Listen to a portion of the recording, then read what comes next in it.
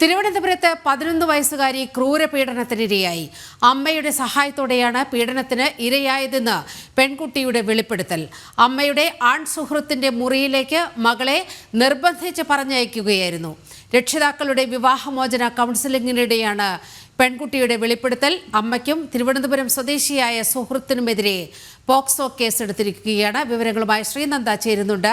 ശ്രീനന്ദ, അങ്ങേയറ്റം ഞെട്ടലുളവാക്കുന്ന ഒരു വാർത്തയാണ് വന്നിരിക്കുന്നത്. ഭർത്താവ് വീട്ടിൽ ഇല്ലാതിരുന്ന ഒരു ദിവസം ആൺ സുഹൃത്തിൻ്റെ മുറിയിലേക്ക് മകളെ പറഞ്ഞയച്ച ഒരു അമ്മയുടെ വാർത്തയാണ് പുറത്തു വന്നിരിക്കുന്നത്. പോലീസ് എന്ത് നടപടിയാണ് ഇക്കാര്യത്തിൽ സ്വീകരിക്കാൻ പോകുന്നത്?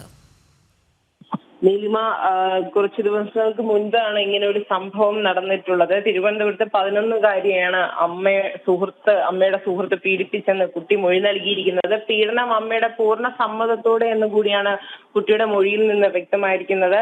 രക്ഷിതാക്കളുടെ വിവാഹമോചന കൗൺസിലിംഗിനിടെയാണ് കുട്ടി ഈ വെളിപ്പെടുത്തൽ നടത്തിയിരിക്കുന്നത്. സംഭവത്തിൽ കോടതി നിർദ്ദേശപ്രകാരം വഞ്ചിയൂർ പോലീസാണ് ആദ്യം കേസെടുത്തത്. കാരണം ഈ വിവാഹമോചന കേസ് നടക്കുന്നത് വഞ്ചിയൂർ കോടതിയിലാണ്. അതുകൊണ്ട് തന്നെ അവിടെ വാദം കേൾക്കുമ്പോഴാണ്, അവിടെ കൗൺസിലിംഗിന് ഇരുന്നപ്പോഴാണ് ഈ കുട്ടി ഇങ്ങനെ ഒരു വെളിപ്പെടുത്തൽ നടത്തിയത്. ഞെട്ടലോടുകൂടി ഈ വെളിപ്പെടുത്തൽ കേൾക്കുന്ന സമയത്ത് ജഡ്ജി ആ കേസ് വഞ്ചിയൂർ പോലീസ് സ്റ്റേഷനിലാണ് ആദ്യം എടുക്കാൻ പറയുന്നത്. പക്ഷേ ഈ ഒരു സംഭവം നടക്കുന്നത് പോത്തൻകോട് സ്റ്റേഷൻ പരിധിയിലായത് കാരണം ഈ വഞ്ചിയൂർ സ്റ്റേഷനിൽ നിന്ന് പോത്തൻകോട് സ്റ്റേഷനിലേക്ക് ഈ ഒരു കേസ് കൈമാറാനുള്ള നടപടികളിലാണ് ഇപ്പോൾ പോലീസ് ഉദ്യോഗസ്ഥർ ഉള്ളത് എന്ന് പറയുന്നത്.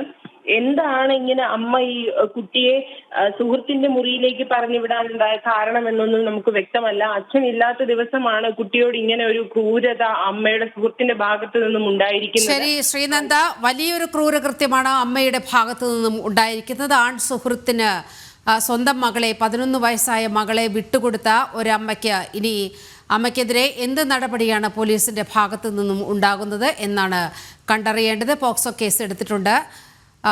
ഇനിയുള്ള നടപടിക്രമങ്ങൾ വരാനിരിക്കുന്നതേയുള്ളൂ.